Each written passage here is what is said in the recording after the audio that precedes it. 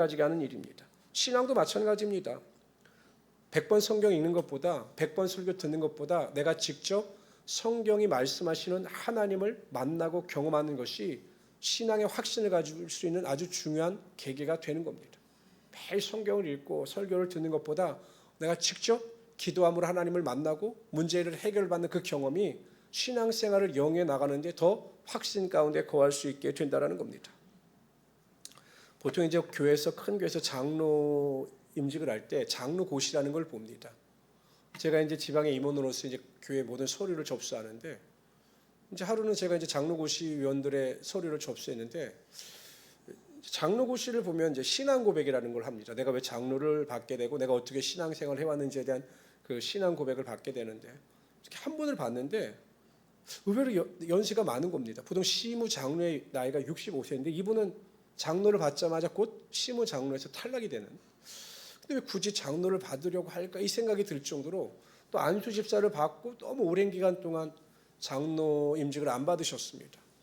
제가 궁금해서 여쭤봤죠. 왜 이렇게 늦게 받으셨냐고 그랬더니 본인이 이제 안수 집사를 받고 신앙생활 할 때는 그야말로 세상 반 교회 반이었다라는 겁니다. 교회를 다니고 예배라고 봉사를 하는데도 그냥 세상에 대한 욕심도 많고 사업에 대한 욕심이 너무 많다는 거예요. 물질에 대한 욕심도 많고. 그래서 주일날도 뭐 봉사원하고 또 사업하러 가고 골프 치러 가고 계속 이랬다라는 겁니다. 그러다 사업이 위기가 와서 부도를 맞게 되고 그 이로 스트레스를 받아서 거의 한쪽 눈이 실명 위기에 처하게 되는 거죠. 그때 이제 하나님을 비로소 찾은 겁니다. 이제 죽게 생겼으니까 하나님 나를 살려주십시오라고 정말 수십 년을 교회 다녔지만 그렇게 간절히 기도한 적이 없는데 그때 하나님께서 만나주신 겁니다. 실명 위기에 있던 눈도 고쳐주시고 어느 정도 사업이 안정적인 단계에 이룰 수 있도록 정말 기적을 베풀어 주셨습니다. 그때 이 안수 집사님이 하나님을 온전히 만난 겁니다. 그래서 어떻게 하느냐? 이제 자신의 삶의 가치관과 목적이 바뀐 겁니다. 그전에 사업이 주된 목적이었고 세상의 즐거움이 주된 목적이었는데 이제 하나님을 위한 삶이 자신의 목적이 된 겁니다. 그러니까 자신이 하나님을 경험하고 난 뒤에 완전히 바뀐 사람이 되어서 이제 하나님을 위하여 뭐 그리 오래되지 않도록 내가 장로로 선신하기 위해 장로 임직을 받게 되었다라고 고백을 하셨습니다. 이처럼 교회를 오래 다니는 것도 중요하지만 오래 다니는 것보다 더 중요한 것은 하나님을 뜨겁게 경험하는 것입니다. 그래서 내 스스로 성경이 말씀하시는 대로 하나님은 살아계시고 지금도 나의 기도를 들어주시고 나의 병을 고치시고 나의 삶의 문제를 해결하여 주신다라는 확신이 있는 것이 정말로 중요한 것입니다. 오늘 본문에 나오는 엘리야는 성경 인물 가운데 하나님의 놀라운 기적의 능력을 체험한 사람입니다. 우리가 그 앞에 보면 이제 갈멜산에서 바알 선지자들과 영적 전쟁을 할 때 하나님께서 그 제단에 불로 응답하여 주셨죠. 기도하니까 3년 6개월 동안 비가 내리지 않았죠. 사르밧 과부의 집에 가서 기도하고 할 때 그 사르밧 과부의 그 기름과 그 가루의 통이 마르지 않는 역사의 능력도 행했죠. 그런데 야고보서 5장 17절에 보면 성경은 뭐라고 이야기하느냐면 이 엘리야가 우리와 성정이 같은 사람이다. 우리와 다른 사람이 아니라 우리와 똑같은 사람이다. 라는 것을 강조합니다. 그 이유는 무엇이냐? 우리도 엘리야가 경험했던 그 하나님의 기적과 능력을 오늘날에도 경험하며 살아갈 수 있다라고 하는 것을 강조하는 것입니다. 예수님은 어제나 오늘이나 영원토록 동일하신 하나님이 되시는 거죠. 우리가 이 자리에서 믿음을 가지고 고백하고 예배하며 사모하는 것은 지금도 하나님께서 살아서 역사하심으로 엘리야에게 행하셨던 그 기적의 능력을 우리에게 베풀어 주심을 믿기 때문입니다. 너는 그래서 지금도 여전히 살아계신 하나님을 경험합니다. 또한 그러한 하나님을 경험하는 많은 성도들과 목회자들을 현장에서 만나고 있습니다. 그래서 저는 더 확신하는 것입니다. 하나님은 믿음이 합당한 자에게 지금도 하나님의 놀라운 능력을 행하시는 하나님이 되시는 것입니다. 그래서 저는 오늘 시간 그렇다면 우리가 하나님의 경험을 매일 우리의 삶 가운데 경험하기 위해서 체험하기 위해서는 무엇이 필요한가를 살펴보라 함께 은혜를 나누고자 합니다. 첫 번째로요. 우리가 하나님의 능력을 경험하기 위해서는 하나님께서 우리에게 주신 약속을 믿고 입술로 먼저 고백해야 하는 것입니다. 우리 41절 한번 다 같이 읽어봅시다. 한번 띄워주세요. 41절 PPT 띄워주세요. 읽습니다. 시작. 엘리야가 아합에게 이르되 올라가서 먹고 마시소서 큰 비소리가 있나이다. 큰 비소리가 있나이다. 큰 비소리가 있나이다. 여러분 엘리야가 이렇게 큰 빗소리가 있다라고 그 고백하고 선포할 때도요. 하늘은 맑고 비올 징조가 전혀 없었던 겁니다. 그러니까 사람들은 의아했을 겁니다. 큰 빗소리가 들린다라고 하는 이 엘리야의 이 이야기를 듣고 아마 아합 왕을 비롯해서 많은 사람들은 무슨 소리야? 뭐 비올 징조가 없는데 무슨 큰 빗소리가 들린다라고 이야기할까라고 의심했을 겁니다. 근데 여러분 엘리야가 이렇게 말한 이유가 있습니다. 그 이유는 열왕기상 18장 1절에 기록되어져 있습니다. 제가 읽어드립니다. 많은 날이 지나고 제3년에 여호와의 말씀이 엘리야에게 임하여 이르시되 3년 사르밧 과부의 집에 머문 지 3년 만에 하나님께서 엘리야에게 말씀하시는 겁니다. 뭐라고 말씀하시냐?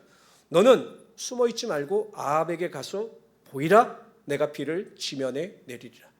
하나님께서 이제 내가 비를 지면에 내릴 것이다라고 약속하셨고 엘리야 선지자는 그것을 믿고 큰 빗소리가 들린다라고 아합 왕과 많은 사람들에게 선포한 것입니다. 이것이 중요합니다. 하나님은 때로는 하나님의 역사와 능력을 행하시기 전에 우리 입술 스스로 우리의 믿음의 고백을 원하시는 하나님이 되시는 거예요. 그러니까 여러분 우리가 하나님의 능력을 아직 임하지 못하고 경험하지 못했지만 하나님께서 나에게 행하실 것을 믿고 입술로 선포하고 고백할 때 하나님께서는 그 고백과 함께하여 주셔서 하나님의 놀라운 능력이 나타나게 하여 주시는 겁니다. 마태복음 9장에 보면 예수님께서 회당장 야이로의 집에서 그 죽었던 회당장 야이로의 딸을 살리시죠. 그래서 사람들이 난리가 났습니다. 그리고 예수님께서 그 집에서 나오시는데 앞을 보지 못하는 맹인 두 사람이 큰 소리로 외칩니다. 다윗의 자손 예수여 우리를 불쌍히 여기소서.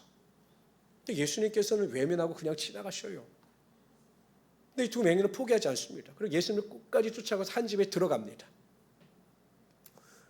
그래서 이 사람들도 쫓아가서 막 예수님께 두 눈을 뜨게 해달라고 간청하니까 예수님께서 그들을 부르십니다. 그리고 안수하셔서 그들의 눈을 뜨게 하시는 것이 아닙니다. 예수님께서 먼저 물어보셔요. 뭐라고 물어보시냐면 내가 능히 이 일을 할 것을 너희가 믿느냐라고 물어보십니다. 내가 너희들의 눈을 뜨게 할 것을 너희가 믿느냐? 나에게 그런 능력이 있다라고 너희는 믿느냐라고 그들의 믿음을 물으십니다. 그랬더니 그들이 뭐라고 대답하느냐? 주여 그러하외이다. 우리는 의심하지 않습니다. 예수님께서 우리의 눈을 뜨게 하실 것은 우리는 믿습니다 라고 믿음의 선포를 합니다. 이미 자신들이 눈이 띄어진 것처럼 고백합니다. 그랬더니 예수님께서 말씀하십니다. 그들의 눈을 만지십니다. 그리고 나서 너희의 믿음대로 될지어다 라고 선포할 때 그들의 눈이 띄어지는 역사가 나타나게 되었던 것입니다. 이처럼 우리는 믿음 생활을 해나갈 때 하나님께서 우리에게 주시는 믿음대로 미리 선포하고 고백해야 하는 것입니다. 보이지 않는 것을 보는 것처럼 들리지 않는 것이 들리는 것처럼 손에 잡히지 않는 것이 잡히는 것처럼 믿음의 고백과 선포를 할 때 하나님께서는 그 믿음을 들어서 응답하여 주심으로 하나님의 능력이 나타나게 하여 주시는 겁니다. 성도들 중에서도요, 믿는다라고 하면서 부정적인 말을 하는 분들이 정말로 많습니다. 제가 기도하시라고 말씀을 드리면 가끔 성도들 중에 그런 분들이 있어요. 기도하세요. 하나님께서 해주십니다. 아멘. 그렇게 될 것을 믿습니다. 이렇게 말하시는 분들이 대부분인데 어떤 분들은 갑자기 저에게 아이고 목사님 기도한다고 그게 되겠어요? 기도 안 하면 뭐 하려고요? 그럼 아니 그 어려운데 기도 안 하면 뭐 하려고요? 그럼 여러분 입술이라도 아이고 믿습니다. 하나님께서 목사님의 선포대로 제 기도 가운데 응답하시고 문제를 해결해 주실 것을 믿습니다. 이렇게 말해야 되는데 항상 부정적인 말합니다. 병이 나을까요? 잘 될까요? 안 되죠. 말을 그렇게 하는데 잘 될 이유가 있겠습니까? 말이 바뀌지 않으면 우리 인생이 바뀌지 않는 것입니다. 말은 우리에게 긍정적인 효과를 주기도 하지만 말은 우리의 인생을 피폐하게 만듭니다. 야고보서 3장 6절은 이렇게 말씀하십니다. 혀는 곧 불이요 불의의 세계라. 혀는 우리 지체 중에서 온몸을 더럽히고 삶을 수레바퀴를 불사르나니 그 사르는 것이 지옥불에서 나느니라. 그러니까 여러분 혀를 잘 다스려야 합니다. 혀를 어떻게 다스냐에 따라 우리의 인생이 천국이 될 수 있고 우리의 인생이 지옥이 될 수도 있는 겁니다. 성도들은 믿음의 말을 해야 되는 것입니다. 아무리 환경이 열악하고 절망적이라 할지라도 내 환경 가운데 역사하시는 하나님의 능력을 기대하면서 입술로 고백하고 선포하는 것입니다. 다 잘 될 것입니다. 합력하여 선이 될 것입니다. 내 병이 나음을 입을 것입니다. 우리의 환경의 문이 열릴 것입니다. 이렇게 믿음의 고백을 하면 하나님께서 그 고백을 들으시고 우리의 삶에 하나님의 은혜와 능력이 나타나게 하여 주시는 거죠. 저도 성도들과 이야기하면 어떤 성도하고 막 이야기하면 막 저도 신이 납니다. 막 이야기를 하면 막 그 성도의 말을 들으면 막 저도 힘이 납니다. 근데 어떤 성도하고 이야기하면 그냥 힘이 쭉 빠집니다. 왜 그럴까? 무슨 말을 어떻게 하느냐, 어떤 믿음의 고백을 하느냐에 따라 그 인생이 결정되는 것을 알기 때문이죠. 저는 그래서 하루를 시작하는 아침이 가장 중요하다고 생각합니다. 그냥 여러분 일어나시자마자 그냥 정신없이 닦고 세수하고 밥 먹고 직장 가고 사업장 가고 뭐 청소하고 뭐 집안일하고 뭐 이런 것보다 정말 우리가 일어나자마자 어떻게 하느냐가 정말 중요합니다. 저는 아침 일어나면 그냥 잠깐 순간이라도 침대에서 앉자마자 잠깐 기도합니다. 하나님, 오늘 저에게 행복한 하루를 주셔서 감사합니다. 건강한 하루를 주셔서 감사합니다. 기도 가운데 응답해 주셔서 감사합니다. 뭐 30초도 안 걸립니다. 그렇게 하고 가서 세면을 하고 하루를 시작합니다. 그러니까 여러분들도요, 아침에 일어나면 하루를 시작할 때마다 그 하루를 위하여 믿음의 선포를 해야 되는 겁니다. 그냥 정신없이 나가지 마시고 선포하세요. 그러니까 미래에 이루어질 것을 기대하면서 하는 기도가 아니라 이미 오늘 하루에 이루어질 것을 믿고 기도하는 겁니다. 예를 들어서 첫 번째 이렇게 하면 됩니다. 하나님, 오늘 하루도 좋은 일이 일어나게 해주셔서 감사합니다. 그렇게 선포하면 오늘 하루에 좋은 일이 일어나는 겁니다. 두 번째, 뭐 건강하고 행복하게 하루를 보내게 해주셔서 감사합니다. 그럼 행복한 하루가 되는 겁니다. 직장 생활하는 분이나 사업장 하는 분들이 이렇게 기도하세요. 하나님, 직장에서나 사업장에서 듣기 싫은 소리를 들어도 마음 상하지 않게 해주시니 감사합니다. 이렇게 기도하고 하루를 시작하면 직장에서나 사업장 속에서 어떤 어려움이 다가와도 능히 이길 수 있게 되는 것입니다. 자녀들을 위한 축복 기도입니다. 하나님, 우리 자녀들이 오늘 하루도 행복하게 지내게 하시니 감사합니다. 하나님께서 보호해 주시니 감사합니다. 이렇게 기도하면 그 믿음의 고백의 권세가 반드시 나타나게 되어 있는 것입니다. 하나님, 오늘도 하루도 제 기도에 응답해 주시니 감사합니다.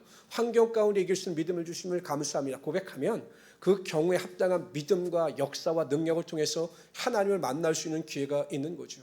근데 그렇게 전혀 안 돼 있어요. 여러분, 결국 여러분 신앙도 훈련입니다. 어떠한 훈련과 반복을 통해서 내가 어떠한 신앙의 습관을 가지느냐가 여러분의 신앙의 질을 결정하는 거예요. 그런데 여러분, 우리가 전원 삶 속에서 실제적으로 우리의 신앙의 훈련을 받지 않지 않습니까? 언어의 훈련도 받아야 되고 믿음의 훈련도 받아야 되고 말씀의 훈련도 받아야 되는데 그냥 훈련이 되어 있지 않으니까 그냥 주먹구구식으로 신앙생활하다 우리의 신앙이 엉망이 되고 마는 것입니다. 오늘부터 결단하십시오. 나는 항상 무슨 일이든지 하나님의 약속을 믿고 입술로 고백하고 선포하는 믿음을 가지고 나간다 라고 결단하시고 입술의 고백을 통해 하나님께 영광 돌릴 수 있는 하나님의 귀한 성도들이 되시기를 주님의 이름으로 축원합니다. 두 번째로요, 하나님의 능력을 경험하기 위해서는 끝까지 간절한 마음을 가지고 기도해야 합니다. 우리 42절 다 같이 읽읍시다. 42절 읽습니다. 시작. 아합이 먹고 마시러 올라가니라 엘리야가 갈매산 꼭대기로 올라가서 땅에 꿇어 엎드려 그의 얼굴을 무릎 사이에 놓고. 예, 그냥 두세요. 어디로 갔습니까?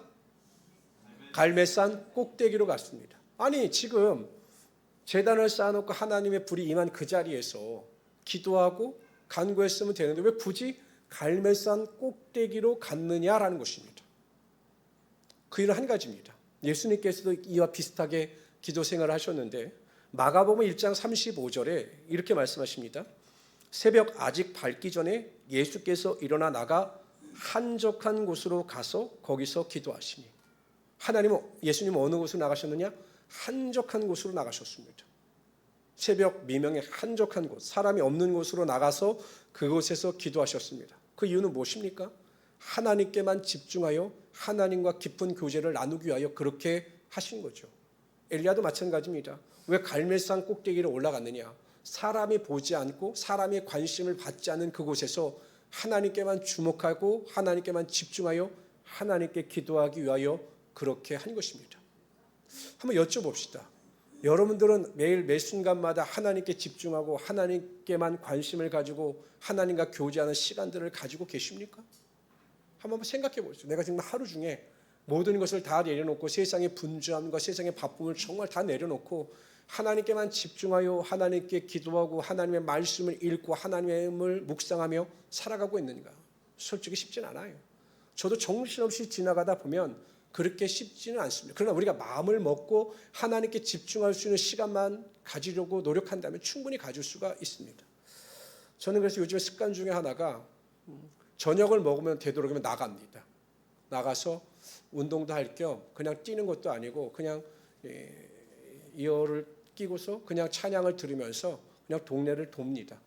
그럼 하나님께 참 집중할 수 있어요. 걸으면서 기도하고 걸으면서 묵상하고 걸으면서 말씀도 생각하다 보면 정말 하나님께만 집중할 수 있는 시간을 가질 수가 있게 됩니다. 나를 또 뒤돌아보게 되고 하루를 반성하게 되고 또 내일을 계획하게 되고 그래서 하나님의 음성과 뜻을 구별할 수 있는 가장 귀한 시간이 될 수가 있어요. 뭐 우리가 시간과 장소를 정해놓고 내가 꼭 골방에 들어가서 어느 한 장소에서 하나님께 집중하겠다? 이거 쉽지 않지만 내가 결심하고 하나님과 집중하게 만날 수 있는 공간과 시간을 만들려고 노력한다면 우리 충분히 만날 수 있고 그러한 깊은 교제를 통해서 하나님과 더 가까이 섬김을 받으며 나아갈 수 있게 되는 거죠. 꼭 하나님만을 집중할 수 있는 그 시간을 하루 중에 꼭 만들 수 있는 하나님의 귀한 성도들이 되시기를 주님의 이름으로 축원합니다. 뿐만 아니라 그의 얼굴을 무릎 사이에 넣고 기도했습니다. 무릎 사이에 넣고 기도한다는 것은 간절히 기도하는 것입니다. 하나님은 간절히 기도하는 자들의 기도를 들으시고 그 기도 가운데 반드시 응답하시는 하나님이 되시는 것입니다. 성경이 이렇게 말씀하십니다. 한번 봅시다. 잠언서 8장 17절을 넘겨주세요. 읽습니다. 시작. 나를 사랑하는 자들이 나의 사랑을 입으며 나를 간절히 찾는 자가 나를 만날 것이니라. 하나님을 사랑하는 자들의 하나님을 사랑을 입습니다. 그리고 하나님을 간절히 찾는 자들을 하나님은 반드시 만나 주시는 것입니다. 저희 교회가 이 상가를 매입하면서 쉽진 않았죠. 왜냐하면 우리가 그때 가지고 있는 돈이 4천만 원밖에 없었기 때문에 이 상가를 매입하고 하는데 한 15억 원의 돈이 들었습니다. 그러니까 불가능한 일이죠. 근데 어쨌든 하나님께서 은혜를 베풀어 주셨습니다. 이제 그러면서 우리가 좀 은행의 대출을 받았습니다. 지금은 이제 대출을 우리가 갚았고 나고 이자를 갚아 나가고 있습니다. 그런데 이제 본영 우리가 3년, 2년 이렇게 대출에 대한 재약정을 합니다.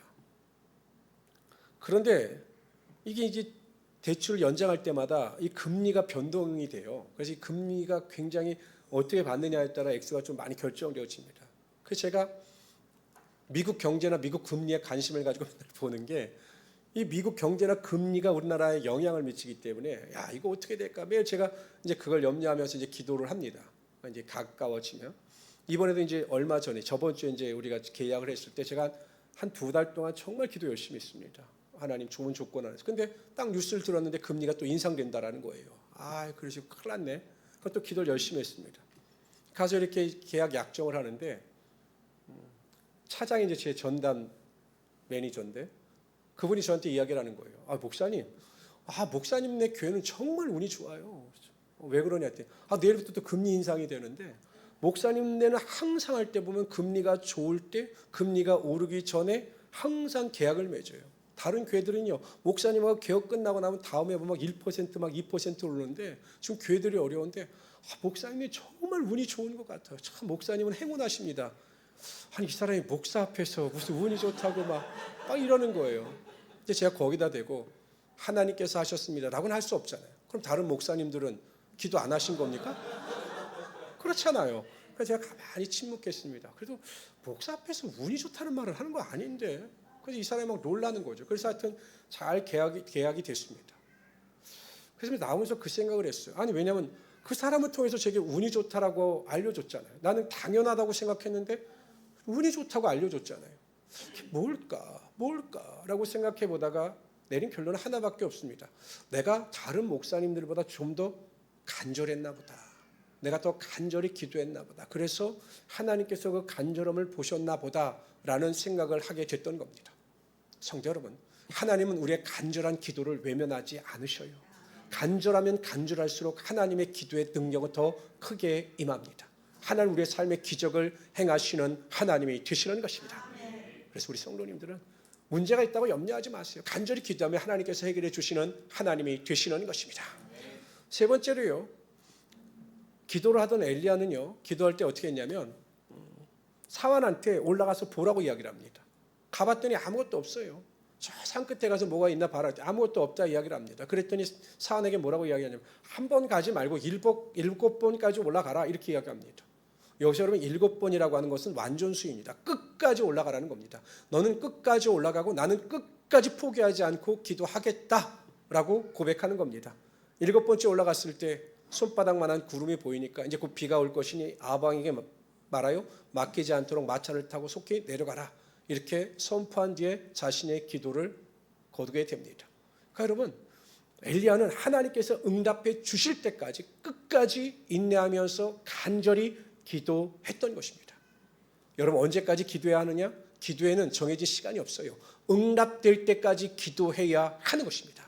그것이 1년이든 2년이든 저 같은 경우는 3년 만에 응답해 주신 기도 제목이 3년 만에 정말 제가 아침마다 기도를 했는데 3년 만에 문제를 해결해 주시는 기도의 경우도 있었습니다. 그러니까 포기하지 않고 인내하며 기도하면 하나님께서 반드시 이루어 주시는 것입니다.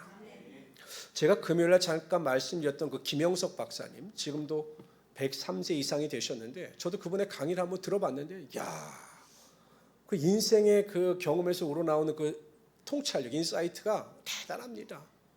지금도 새벽에 일어나서 신문을 보고 공부를 하는데 그분이 정말 저는 정말 살아있는 존중할 만한 정말 어른이시다라는 생각을 합니다.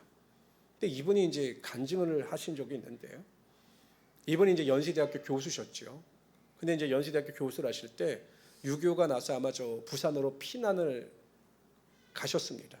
근데 그곳에서도 이제 학생 모집을 한 거예요. 학교는 운영이 되어져야 하니까. 그래서 이제 공고를 내고 학생들이 와서 지금처럼 그 당시 본고사였죠. 지금처럼 수능을 봐가지고 한국을 가는 게 아니라 이제 대학교에서 본고사를 보는데 시험이 딱 끝났는데 한 학생이 그냥 허름한 옷을 입고 가운데 앉아갖고 계속 기도를 하더랍니다.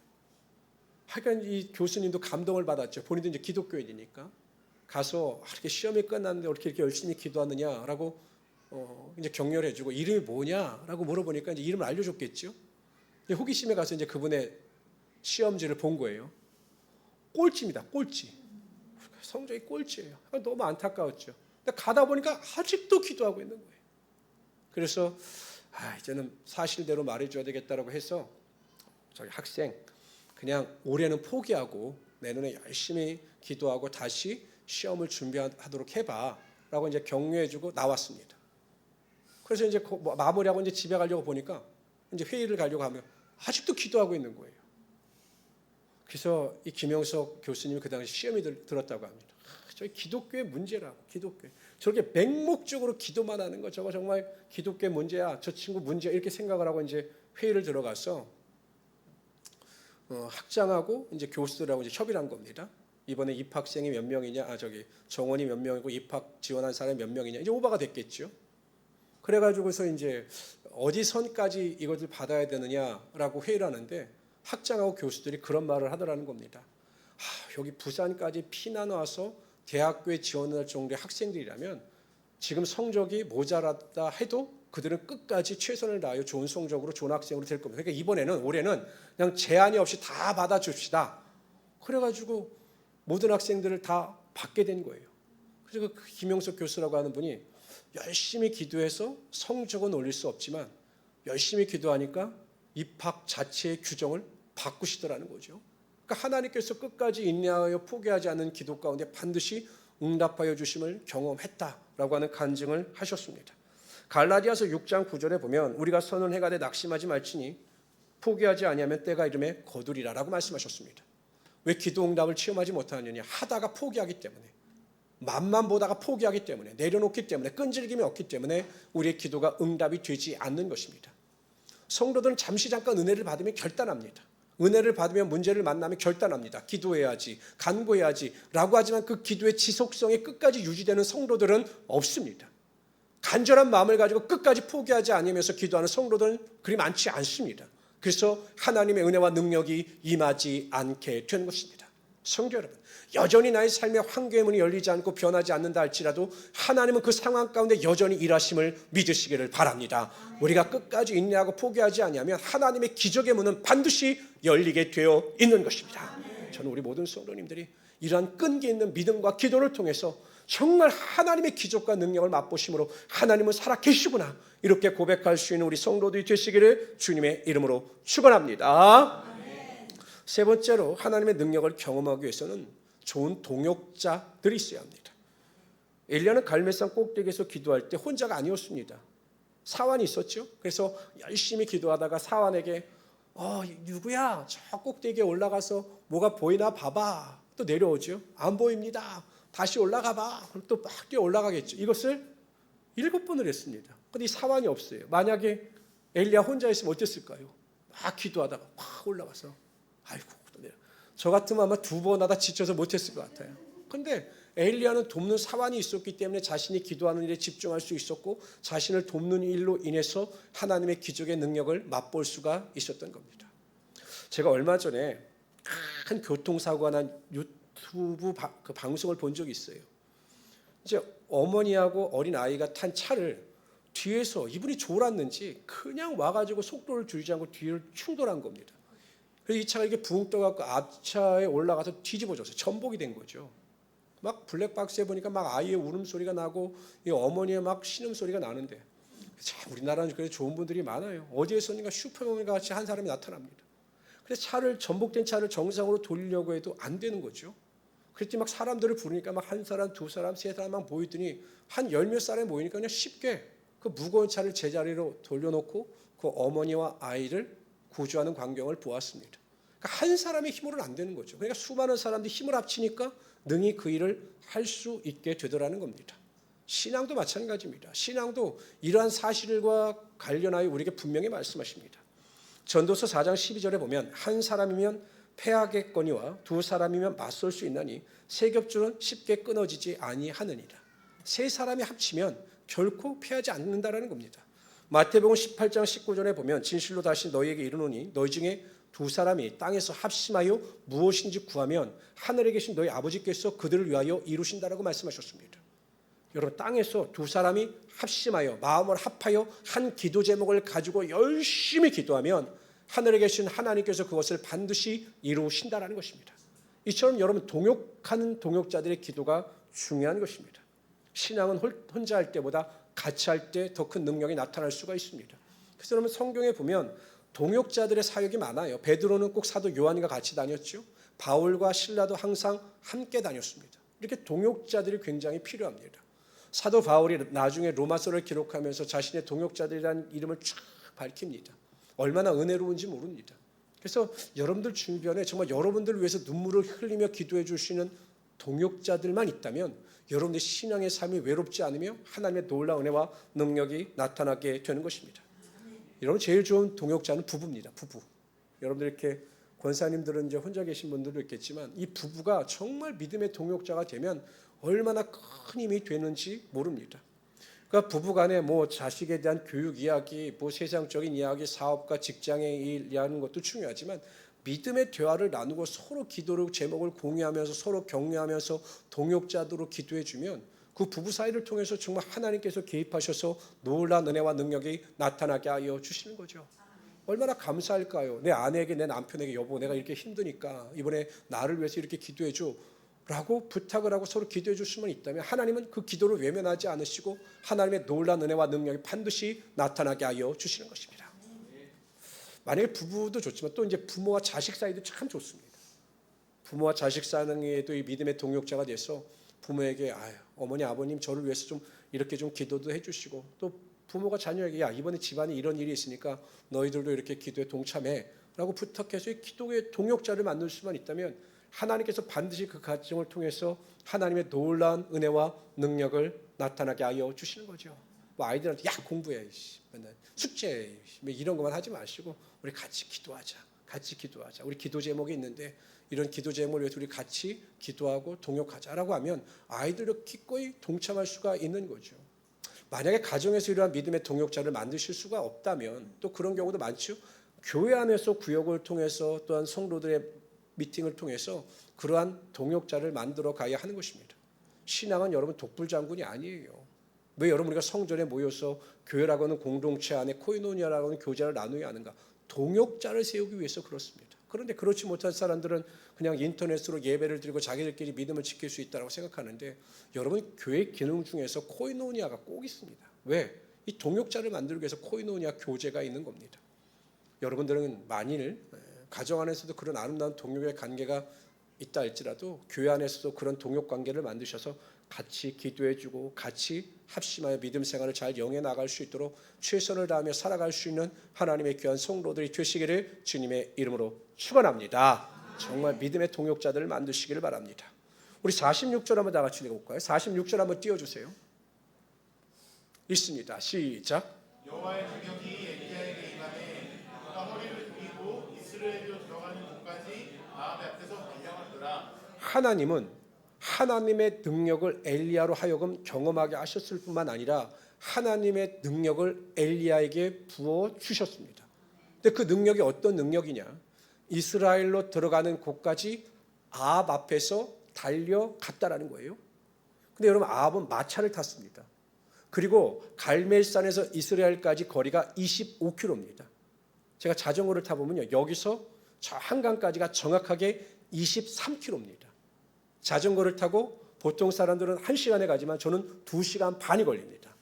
가다가 먹고 이러다 이제 2시간 반이 걸려요. 그러니까 짧은 거리가 아니에요. 그런데 여러분, 이 엘리야가 마차보다 앞서서 25km를 달렸다는 겁니다. 아마 지금 마라톤 뛰면 세계 신기록일 거예요.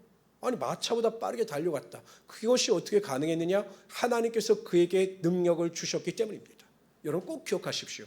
하나님은 우리로 하여금 하나님의 능력을 경험케 하실 뿐만 아니라 우리에게 직접 능력을 주심으로 말미암아 하나님의 위대한 일을 감당할 수 있는 은혜를 부어주시는 하나님이 되시는 것입니다. 지혜가 부족하십니까? 지혜를 구하십시오. 만약에 재물이 부족하십니까? 재물을 구하십시오. 여러분들이 구하고 간구하는 것 가운데 능력을 주사 그 일을 능히 감당하게 하시고 하나님의 놀라운 은혜와 능력이 임하게 하여 주시는 것입니다. 근데 참 안타깝죠. 주실 분은 분명히 계시고 주시고 싶은 분도 계신데 우리가 그것을 구하지도 아니하고 그것을 찾지 아니하서 그런 능력을 맛보지 못하니 그것처럼 어리석은 인생이 어디가 있겠습니까? 저는 우리 모든 성도님들이 나에게 능력을 주시는 하나님을 믿으시면서 매일 힘들 때마다 부족할 때마다 능력을 구하고 하나님의 은혜를 구하심으로 능히 모든 일을 감당하며 모든 사람들보다 하나님의 더 큰 영광을 나타내며 살아갈 수 있는 하나님의 귀한 성도들이 되시기를 주님의 이름으로 축원합니다.